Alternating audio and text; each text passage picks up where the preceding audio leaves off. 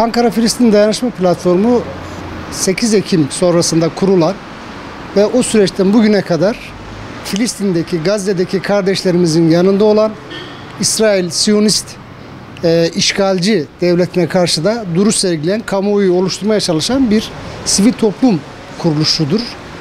Ankara-Filistin Dayanışma Platformu bu süreç içerisinde yaklaşık olarak 500'ü aşkın Ankara'da eylemler yapmıştır. Bugün hazırlığını yaptığımız Ankara-Filistin Dayanışma Platformu olarak Anadolu'dan meclise, meclisten Gazze'ye insani koridor yürüyüşünün hazırlığına hızla devam ediyoruz. Yarın inşallah bu eylemimizi gerçekleştireceğiz. Bu eylemimize Anadolu'dan, birçok ilimizden ciddi anlamda Anadolu Filistin Toplum Platformları tarafından katılımlar var. Onları bekliyoruz inşallah. Yarın kendileriyle Ankara'ya intikal ettiği zaman Kocatepe Camii'nde buluşacağız. İkindi namazına kadar orada arkadaşlarımıza ikramlarımız ve istirahat için bir zaman ayırdık. İkindi namazından sonra Kocatepe Camii avlusunda bir hazırlık toplantısı yaptıktan sonra yürüyüş alanımıza doğru harekete geçeceğiz. Biz bu eylemi niye yapıyoruz? Bu yürüyüşü niye yapıyoruz? Bazı kişiler tarafından çok yanlış algılanan veya da yanlış yönlendirme yapılarak kasıtlı yönlendirmeler yapılıyor. Biz meclise yürümüyoruz. Biz meclisi hedefe almadık. Öyle bir şey yapmayız. Bizim bütün hikayemiz Türkiye Büyük Millet Meclisi'nin insanlık koridoru aşma noktasında başta Türkiye olmak üzere bütün dünyada öncülük yapmasını, Türkiye Büyük Millet Meclisi'ndeki siyasi partilerin Gazze mütabakatı üzerinden yeni bir mütabakatla bu insanlık dramı, bu vahşeti, bu katliamı, bu soykırımı aşan, artık insanların 2 milyon insanın toplu olarak aç bırakıldığı bu kuşatmayı kırmak için dünya meclislerini harekete geçirmelerini, meclis başkanlarını harekete geçirmelerini, hükümetleri harekete geçirmeleri noktasında Türkiye'ye yakışır bir tavır sergileyerek bütün dünya kamuoyunu ayağa kaldırması lazım.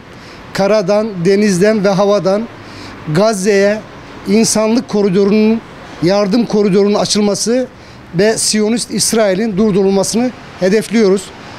Bu sürece kadar Cumhurbaşkanımızın, hükümetimizin, kamu kurum ve kuruluşlarımızın, sivil toplum kuruluşlarımızın Gazze ile ilgili yaptıkları bütün çalışmaları takdirle karşılıyoruz.